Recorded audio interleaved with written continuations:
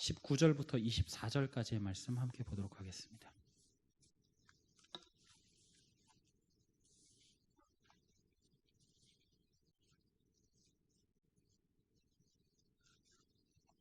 하나님 말씀은 다니엘서 6장 19절부터 24절까지 구약성경 1243페이지 근처에 있습니다. 19절부터 24절까지 말씀 교독하시고 마지막 절은 함께 읽도록 하겠습니다. 이튿날에 왕이 새벽에 일어나 급히 사자 굴로 가서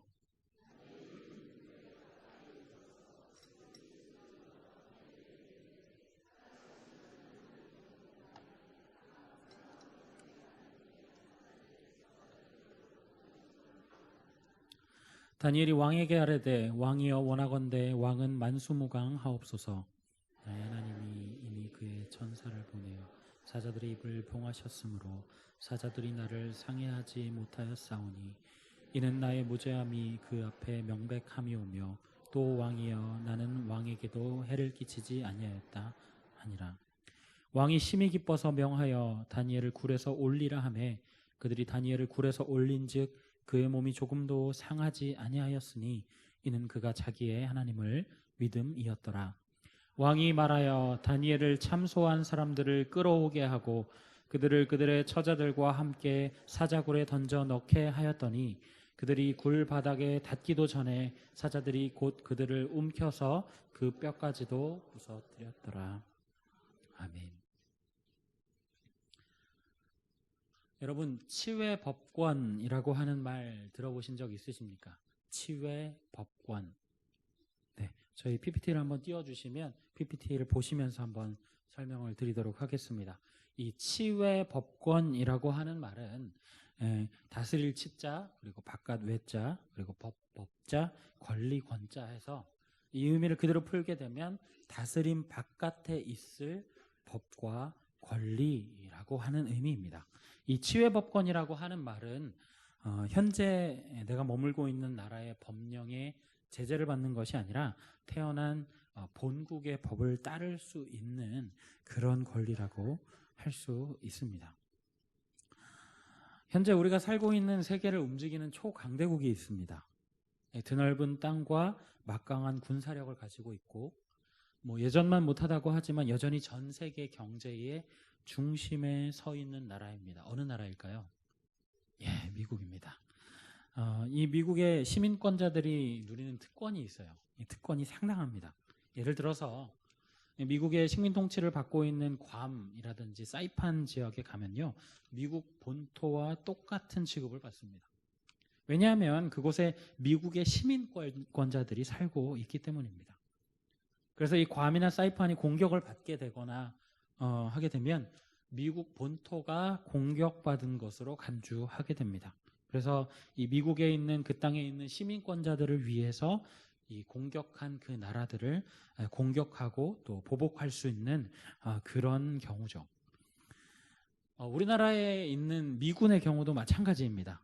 심지어는 미국인이 탑승하고 있는 비행기, 또 미국 국적을 가지고 있는 비행기라고 한다면 미국 영토의 개념으로 보호를 받게 되죠. 우리나라에 한때 열풍이 불었었던 그 출산, 해외 원정 출산이라고 하죠. 그 비행기 안에서 아이를 낳아도 그 아이는 미국 시민권을 얻을 수 있다는 거예요. 그런 개념들이 있다는 거죠.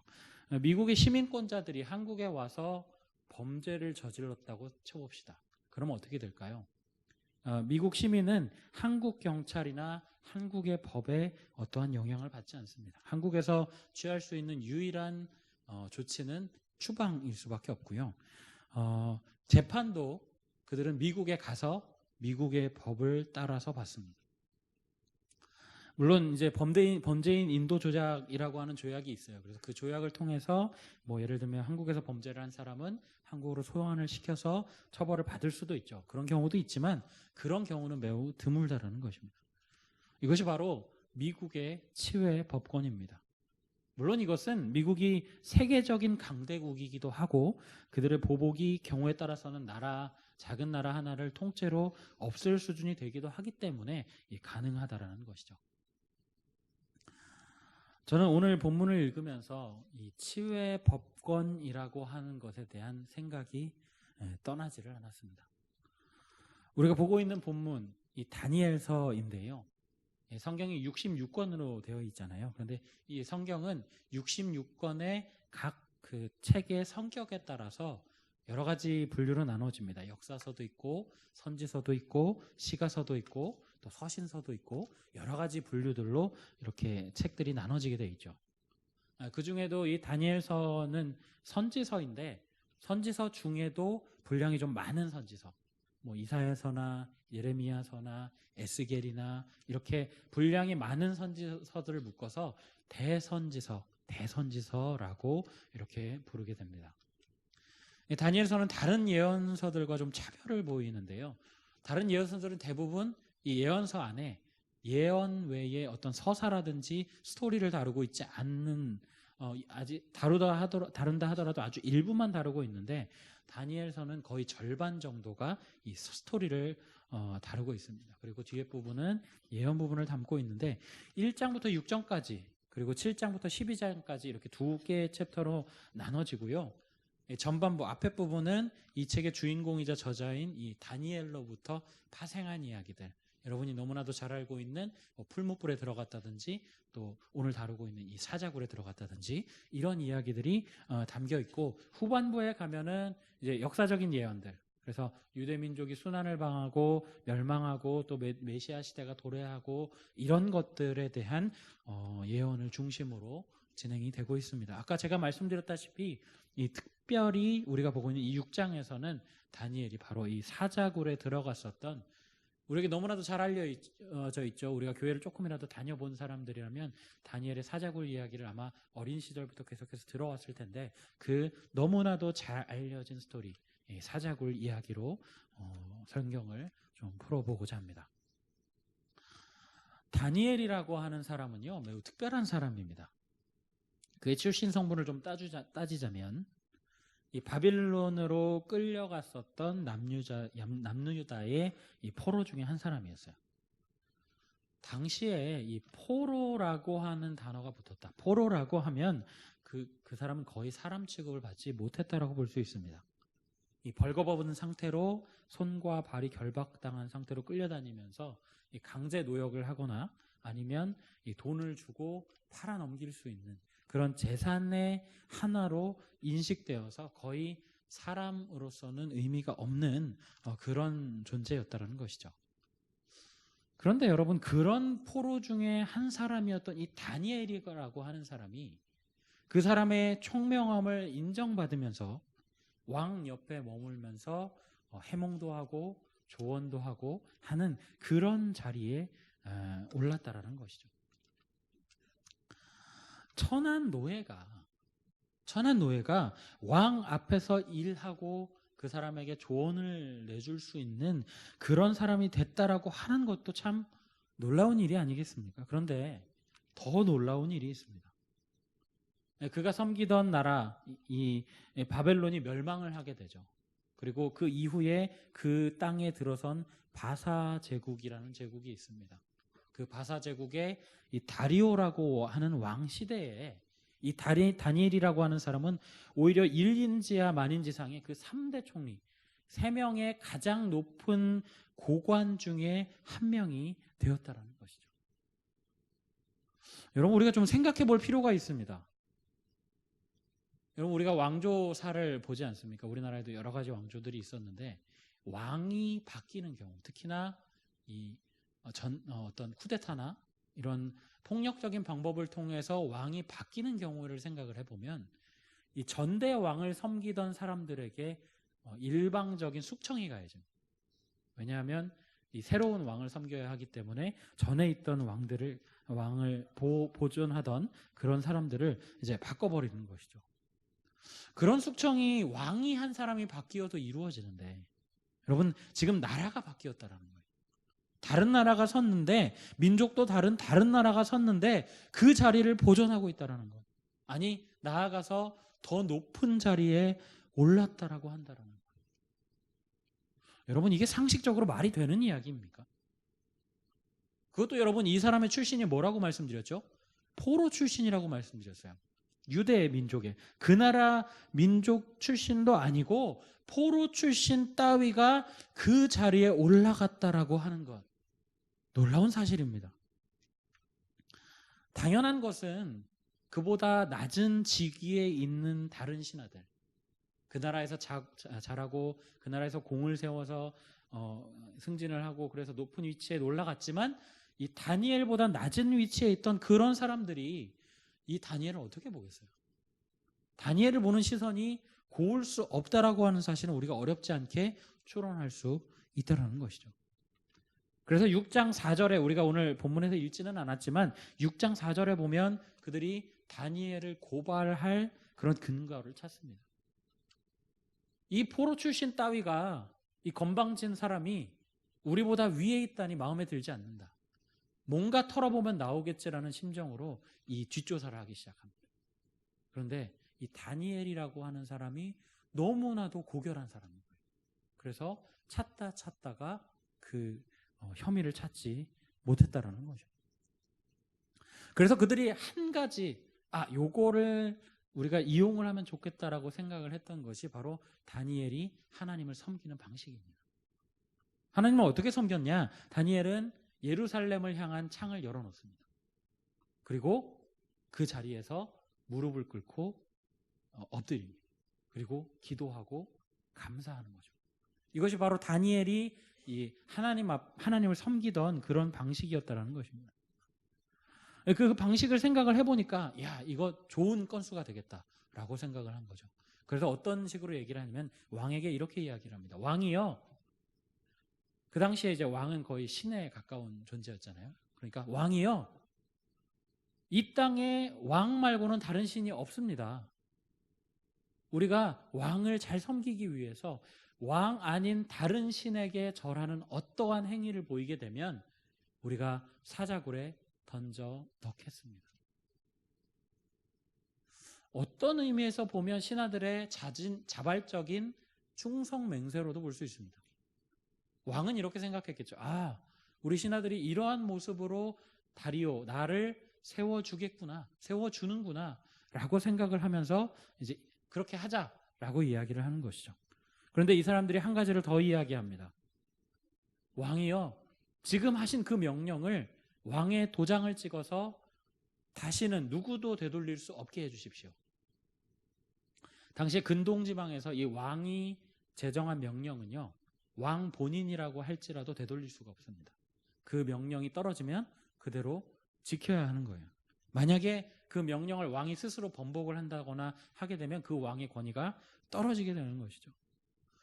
그런 이제 작전을 짠 거예요. 여러분, 그 사실을 다니엘이 몰랐겠습니까? 알았겠죠. 고관이니까요. 그런 논의들이 이루어지고 왕이 그것을 승낙한다라고 하는 사실을 다니엘은 분명히 알고 있었다라는 것이죠. 그러나 이 다니엘은 그 사실을 알고도 기도를 멈추지 않았다라는 것이죠. 다리오 왕이 이제 나중에 보고 보니까 자기가 그토록 친애하고 존경하고 사랑했던 그 다니엘이 지금 함정에 빠졌다라는 것을 깨달았어요. 그러나 이미 늦었습니다. 성경에 보면 이 다리오 왕이 여러모로 애를 썼다라고 이야기를 합니다. 혹시 그 법령 가운데 구멍은 없을까? 혹시 이 다니엘을 살려낼 방법은 없을까? 아니면 이 다니엘이 적용받지 못할 어떤 그런 이유가 있을까를 계속해서 애써서 확인을 했다라는 것이죠. 그러나 그를 구해낼 어떠한 방법도 없었다라는 것입니다. 결국은 눈물을 머금고 다니엘을 이제 사자굴에 던져 넣을 수밖에 없었다라는 것이죠. 이 사자굴에 던져 넣는 것은 심판이라고는 볼 수 없습니다. 이 심판이 아니라 그 당시에 있는 이제 시죄법이라고 하는데요. 이 법이 어떤 법이냐면 이 피의자를 위험한 상황 가운데 던져둡니다. 그리고 그 상황 가운데서 신적인 어떤 보호라든지 신적인 그 힘의 개입을 경험하게 되면 무죄로 판결하게 된다라는 것이죠. 그래서 이 시제법을 통해서 이 다니엘을 사자굴에 던져 넣었다라는 것이죠. 오늘 우리가 보고 있는 이야기는 그렇게 사자굴에 다니엘을 던져 넣은 이후의 진행되는 이야기를 담고 있습니다. 다니엘이 그냥 평범한 사람이었다라고 한다면 다리오 왕도 이렇게 얘기했겠죠. 어쩔 수 없었다. 내가 정한 법이니까 내가 어길 수는 없지 않냐. 그럼 어쩔 수 없네. 그럼 이제 죽겠네. 라고 체념을 했을 것인데 이 사람이 다니엘이었기 때문에 이야기가 달랐다라는 거예요. 우리가 16절 하반절에 보면 다니엘에게 왕이 이렇게 이야기합니다. 내가 항상 섬기는 너의 하나님이 너를 구원하시리라. 내가 항상 섬기는 그 너의 하나님이 너를 구원하시리라. 여러분, 이게 무슨 말이에요? 그동안에 이제 다니엘을 보호하시고 그에게 지혜를 주셨던 그분이 하나님이었다라고 하는 사실을 다리오 왕이 알고 있었다라는 거예요. 글쎄요, 평소에도 이 다니엘이 다리오 왕에게 이야기를 했을까요? 하나님이 천지를 창조하신 분이고 하나님은 유일한 하나님이고 하나님은 모든 권세의 주관자가 되시고 생명의 주관자가 되신다라고 하는 이야기를 아마 다니엘은 다리오 왕에게 계속해서 했을 것입니다. 그러니 이 다리오 왕이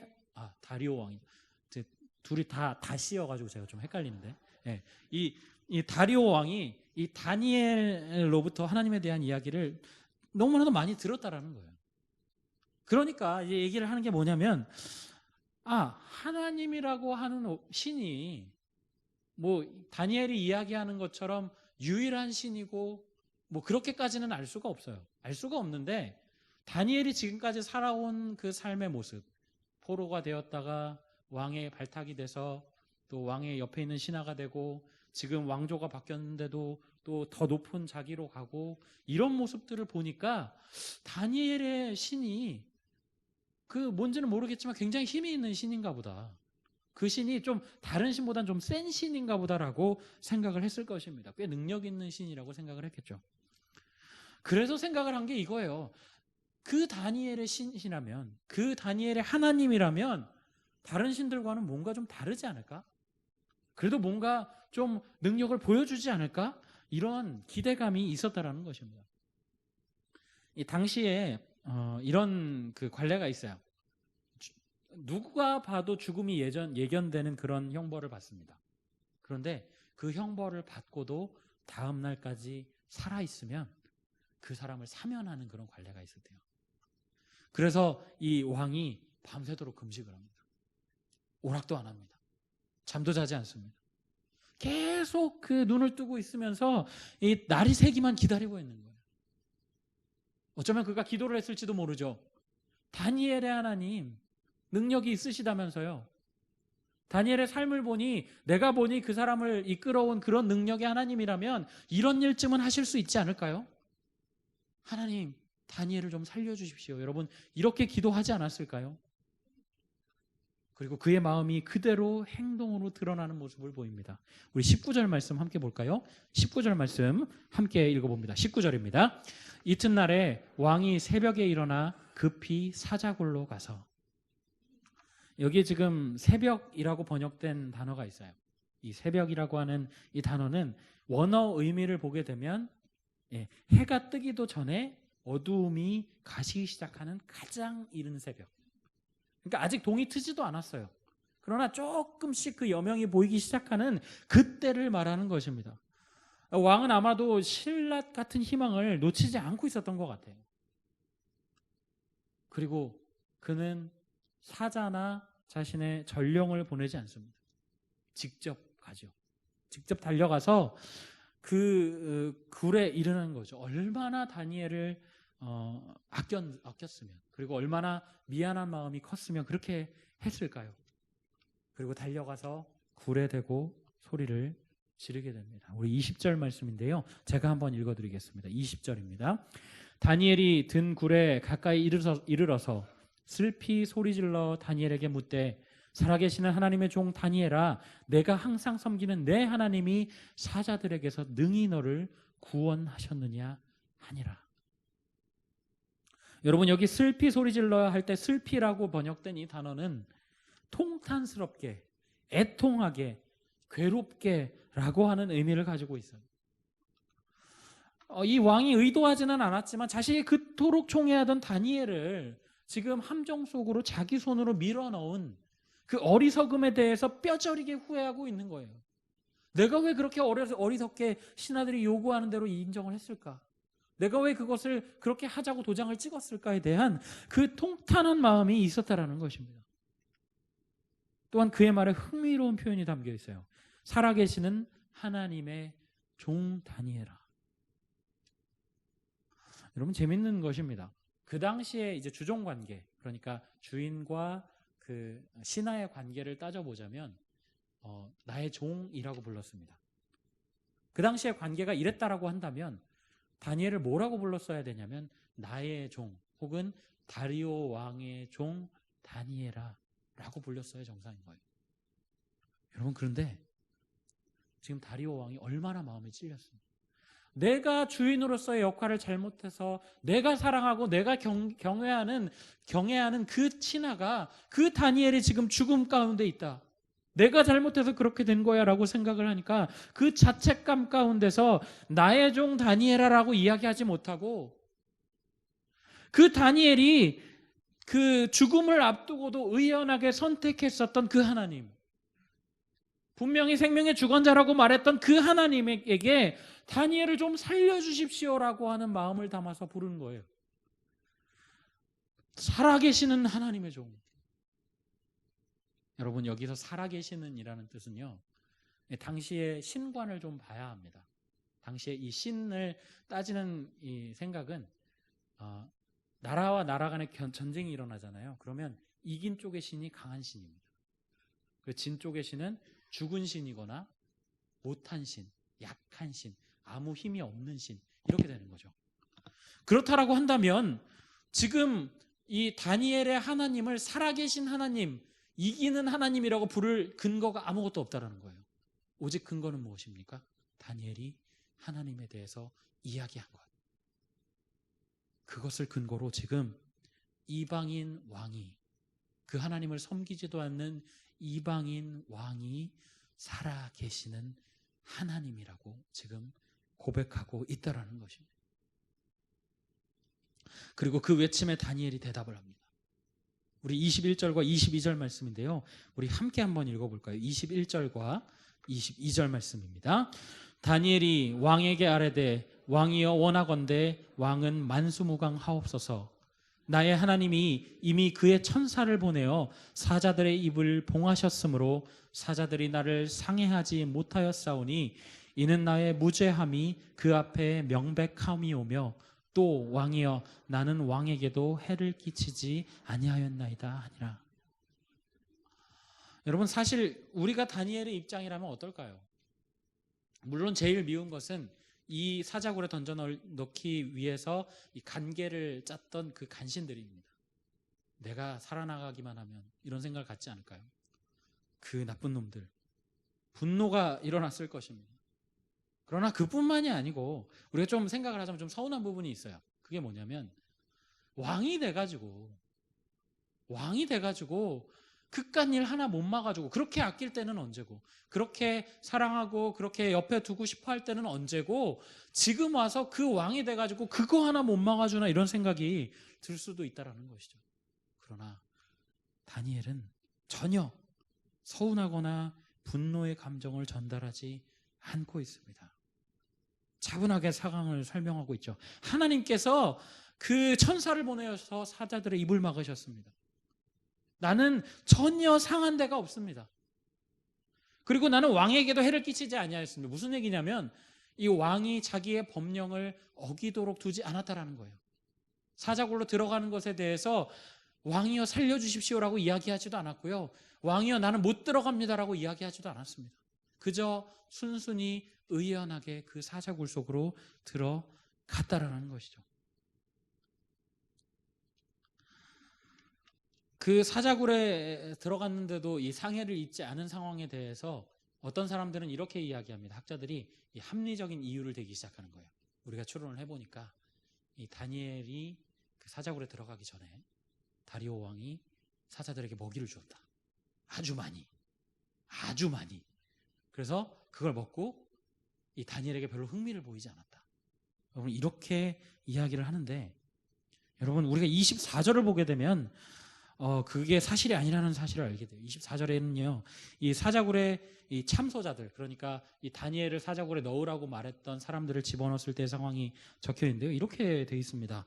사자굴에 넣었을 때 그들이 바닥에 닿기도 전에 이미 공중에 있을 때에 이 핥히고 움키고 삼켜서 이 바닥에 닿기도 전에 뼈까지 씹어 삼킬 만큼 개걸스럽게 먹어치웠다고 이야기해요. 얼마나 시차가 있었을까요? 그 다니엘이 사자굴에 있었을 때와 이 신하들을 사자굴에 넣었을 때 어느 정도의 시차가 있었을지 우리가 알 수는 없는데, 이 왕이 서둘렀잖아요. 이 아침 동이 트기도 전에 사자굴에 달려갔잖아요. 그 서두름과 또 왕의 분노가 있었겠죠. 감히 내가 사랑하는 신하를 사자굴로 보내려는 계략을 꾸며, 이 분노가 있었다라고 생각하면 그 집행이 빨랐을 것이라고 생각합니다. 그렇다면 오랜 시간이 지나지 않았을 것이라고 추론할 수 있죠. 여러분, 갑자기 그렇게 사자가 배가 고파졌을까요? 갑자기 식욕이 그렇게 돋았을까요? 오히려 우리는 이렇게 생각하는 것이 합리적입니다. 그 다니엘이 앞서 그 세 친구가 풀무불에 들어갔을 때에 그 신들의 아들과 같은 형상이 보였다라고 이야기를 하는 부분이 있어요. 여러분, 그것처럼 천사가 그 형상을 드러내어서 다니엘 곁에 있었을 것입니다. 그리고 사자들은 하나님의 천사의 모습에 겁에 질렸거나 이상하게도 배고픔이나 어떤 다니엘에 대한 흥미를 전혀 느끼지 못했을 것이라고 우리가 추론이 가능하다라는 거죠. 여러분, 하나님의 도우심이라고 하는 것, 하나님의 보호심이라고 하는 것은 이렇게 우리의 이성과 상식을 초월합니다.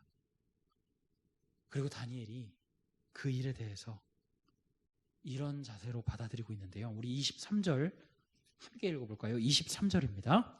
왕이 심히 기뻐서 명하여 다니엘을 굴에서 올리라 하매 그들이 다니엘을 굴에서 올린즉 그의 몸이 조금도 상하지 아니하였으니 이는 그가 자기의 하나님을 믿음이었더라. 아멘. 이는 그가 자기의 하나님을 믿음이었더라. 이는 그가 자기의 하나님을 믿음이었더라. 여러분, 바로 이것입니다. 바로 이거예요. 다니엘이 그 사자굴 가운데 들어가서도 담대할 수 있었던 이유는 바로 자기의 하나님을 믿었기 때문이라는 것입니다. 자기 하나님을 믿는 백성을 하나님은 버리지 않으세요. 하나님은 버려두지 않으신다라는 것입니다. 그런데 여러분, 우리가 사자 이야기를 계속 하다 보니까 한 가지 의문이 좀 생깁니다. 하나님께서 다니엘을 정말로 앞에서 우리가 본 것처럼 사랑하는 자녀, 사랑하는 종으로 생각하셨다라고 한다면, 그리고 우리가 살펴본 대로 자기 하나님을 믿는 백성을 보호하시는 하나님이시라면 애초에 사자굴로 가지 못하게 했어야죠. 애초에 사자굴이라는 그런 위험 요소조차도 없게 하셨어야죠. 그런데 하나님께서 다니엘을 사자굴로 보내십니다. 그리고 그곳 가운데서 그 절체절명의 위기 가운데서 하나님이 자신의 하나님 되심을 보여주고 있다라는 거예요. 저는 오늘 말씀을 묵상하면서요, 세상 속에서 살아가는 우리의 모습이 떠올랐습니다. 하나님께서요, 우리에게 교회 밖은 위험하다, 나가지 말고 너희끼리 여기서 살아라 라고 이야기하지 않습니다.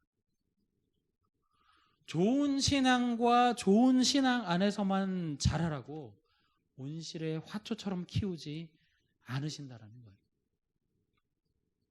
제가 청년 시절에 어느 선교 단체의 훈련을 받을 기회가 생겨서 이제 학교도 다니던 학교도 좀 휴학을 하고 내가 그 코스를 좀 다녀와야겠다. 그게 한 6개월 정도 코스고, 그다음에 뒤에는 이제 그 선교 여행을 가는 그런 프로그램이었는데, 내가 그 프로그램을 좀 하고 싶다라고 생각을 해서 지원을 하고 면접을 보고 막 이렇게 진행을 했었습니다.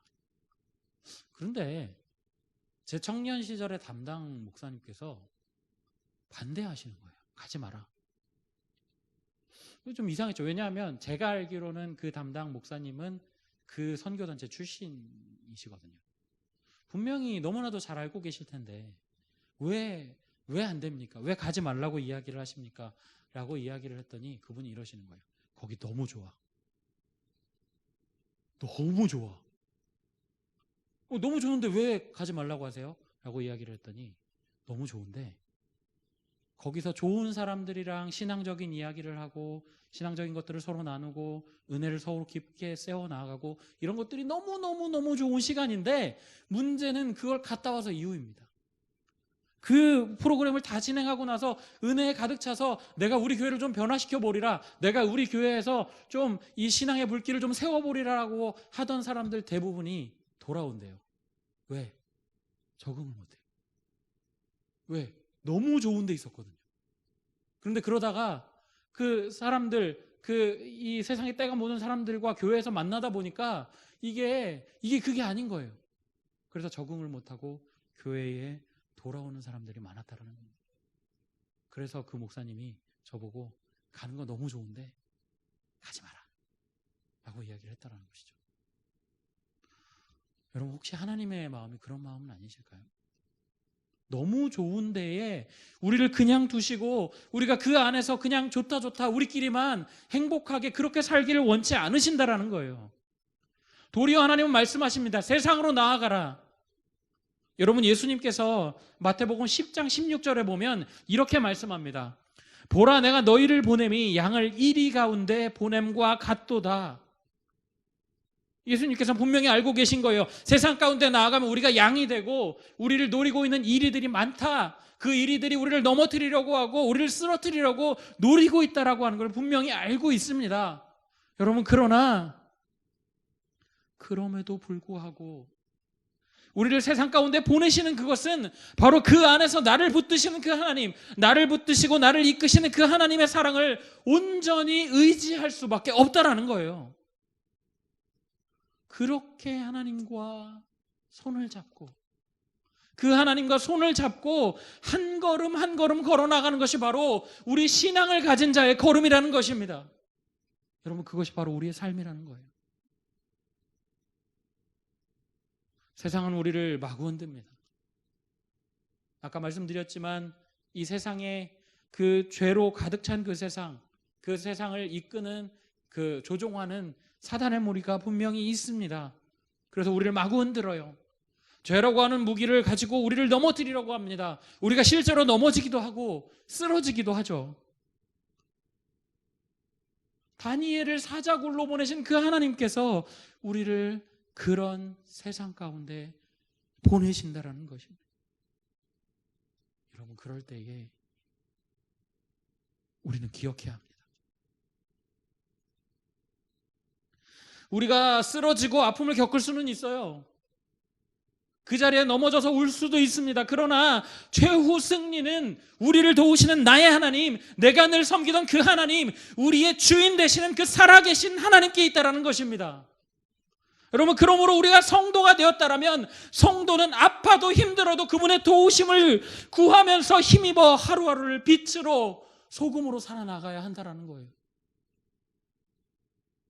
우리가 쓰러진다 하더라도 진 것이 아닙니다. 왜냐하면 우리를 다시 일으키게 하는 그 일어날 힘을 우리 무릎에 공급하시는 하나님이 계시기 때문에 그래요. 우리는 다시 일어날 수 있습니다. 우리는 넘어지더라도 진 것이 아니고 우리의 그 하나님이 보여주시는 그 끝의 승리를 향해서 날마다 달려나가야 하는 것입니다. 그럴 때에 하나님께서 우리를 보호하십니다. 하나님께서 친히 나의 종아, 사랑하는 나의 종아, 내가 너를 보호한다. 내가 너를 지켜주겠다라고 말씀하시는 거예요.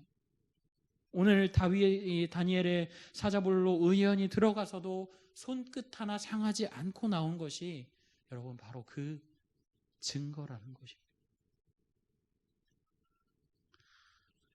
사랑하는 성도 여러분 하나님을 믿으십니까? 여러분의 하나님을 신뢰하시나요? 제가 오늘 말씀을 시작하면서 치유의 법권이라고 하는 말에 대해서 설명을 드렸습니다. 미국이 자국의 시민권자의 권리가 침해되었을 때에 막강한 힘을 동원해서 보호하는 것과 같이 하나님 나라 백성에 대한 그 하나님 나라의 치유의 법권은 세상의 법으로, 세상을 움직이는 그 사단의 힘으로 어떠한 것들로도 막을 수 없다라는 거예요. 여러분, 우리를 보호하시는 그 하나님 손을 꼭 붙잡으시기 바랍니다. 우리를 놓지 않으시는 그 하나님, 우리의 생명을 보전하시고 우리를 인도하시는 그 하나님 앞에, 어떠한 경우에도 우리의 손을 놓지 않으시고 붙드시는 그 하나님 앞에, 여러분, 우리가 우리의 삶을 다해, 우리의 삶을 따라서 그 삶이 다하는 그날까지 그 끝에 있는 승리를 향해서 달려나가시는 우리 성도님들 다 되시기를 예수님의 이름으로 간절히 부탁드립니다. 아멘. 우리가 이 시간에 좀 함께 찬양하며 나아갔으면 좋겠는데요, 우리 나를 지으신 이가 하나님이라고 하는 찬양 우리 함께 부르도록 하겠습니다.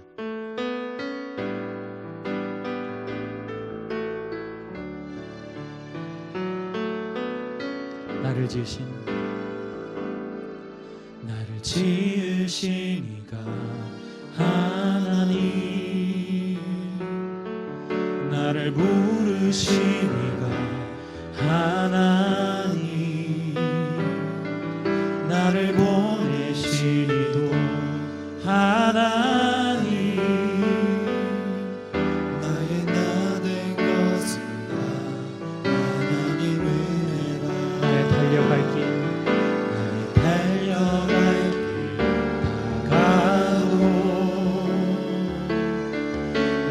마지막으로 다하도록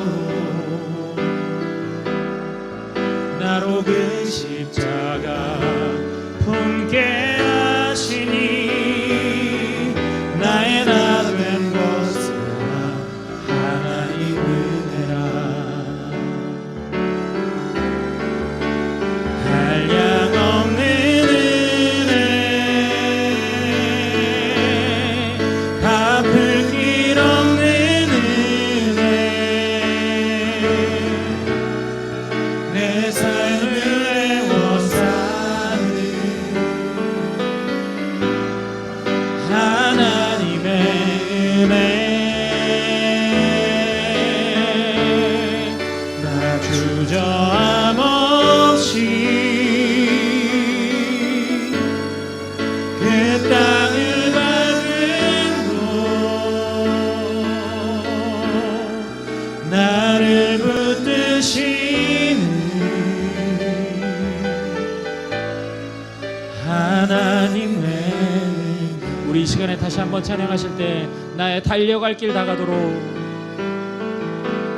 나의 달려갈 길 다가도록, 나의 마지막 호흡, 나의 마지막 다하도록 나로 그 십자가 품게 하시니 나의 나 된 것은 다 하나님 은혜라. 한량 없는 은혜, 한량 없는 은혜, 갚을 길 없는 은혜, 내 삶을 애워싸는 하나님의 은혜. 나 주저함 없이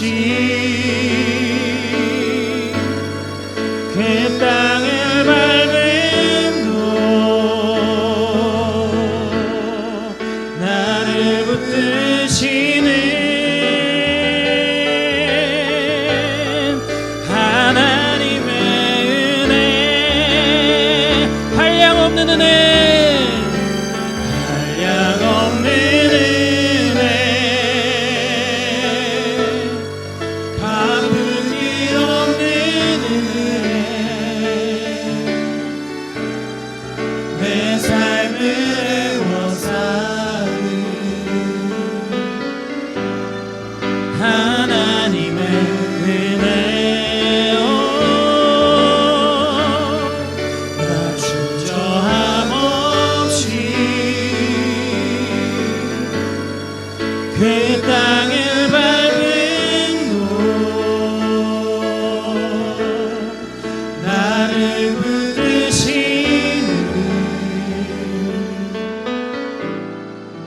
하나님의 우리 이 시간에 말씀을 놓고 함께 좀 기도하며 나아가겠습니다. 우리가 다니엘의 모습을 보면서, 다니엘의 사자굴로 들어가는 모습을 보면서 세상 속으로 보내신 하나님의 마음을 보게 하시니 감사합니다. 하나님, 하나님께서 우리를 보호하여 주시고 하나님께서 우리를 인도하여 주신다는 그 확신을 가지고 주님 이 세상 가운데 살아가게 도와주십시오. 주님, 우리를 쓰러뜨리려는 어떠한 세력도 하나님의 보호하심 가운데 우리를 무찌를 수 없고 하나님의 보호하심 가운데 우리를 넘어뜨릴 수 없음을 고백합니다. 하나님, 우리를 도와주옵소서. 주님, 우리가 그렇게 살겠습니다라고 우리 시간을 손내서 함께 기도하며 나아갑니다. 사랑해 주님, 감사합니다. 주님, 우리를 주님의 사랑 가운데 품으시고 인도하여 주셔서 오 주님, 우리가 주의 사랑 가운데 나아가게 하시니 참으로 감사합니다. 주님, 우리를 둘러싸고 있는, 내 삶을 에워싸고 있는 그 하나님의 은혜를 우리가 주님 기억하며 나아갈 때 주님, 세상의 어떠한 위협도, 주님 아버지 세상의 공중의 권세 잡은 그 어떤 자들의 힘도 주님, 주님의 보호하심으로부터 우리를 끊을 수 없음을 고백합니다. 주님, 우리가 이 세상으로서 살아갈 때에 아버지 우리가 신앙인으로서 성도로서 살아갈 때에 주님 거룩함을 가지고 살아가게 하여 주시고 주님, 우리를 인도하여 주시고 붙들어 주시는 하나님의 은혜에 주님 힘입어서 주님, 우리가 주님 감사하며 주의 명령을 따라 주의 인도하심과 명령과 규례만 따라가는 우리가 되어질 수 있도록 우리의 삶을 인도하여 주시고 붙들어 주시옵소서. 주님, 우리가 주님 그렇게 살기를 간절히 소망하오니 주님, 우리의 삶을 붙들어 주시고 주의 은혜로 주님이 인도하여 주셔서 주님, 우리가 그 걸음을 끝까지 걸을 수 있도록 하나님 우리를 도와주시고 붙들어 주시고 인도하여 주옵소서. 주님, 우리가 그 사랑만 기억하며 주님 앞에 나아갑니다. 하나님, 우리를 도와주옵소서. 하나님, 우리가 주님을 사랑합니다. 우리에게 힘을 주시는 주님만 바라봅니다. 주님, 우리가 세상에서 살아갈 때에 주님, 우리가 얼마나 약한 존재인지요, 하나님, 우리가 얼마나 부족한 존재인지요. 그러나 주님, 사자굴 속에 던져놓고도 주님 그 사자들의 입을 막으시는 그 하나님께서, 주님 우리를 살리시는 그 생명의 하나님께서 우리와 동행하심을 우리가 깨닫습니다. 주님, 우리가 이 시간 고백하건대 나의 하나님이 나의 생명을 이끄시고 붙들어 주셔서 주님, 우리가 이 자리에 있다라고, 주님, 우리가 그 사랑에 힘입은 자로서 이 세상을 살아나간다고 고백할 수 있는 우리 영신교회 성도님들 다 되어질 수 있도록 하나님 그 손을 꼭 붙잡아 주옵소서. 주님, 감사합니다. 예수 그리스도의 이름으로 기도드립니다.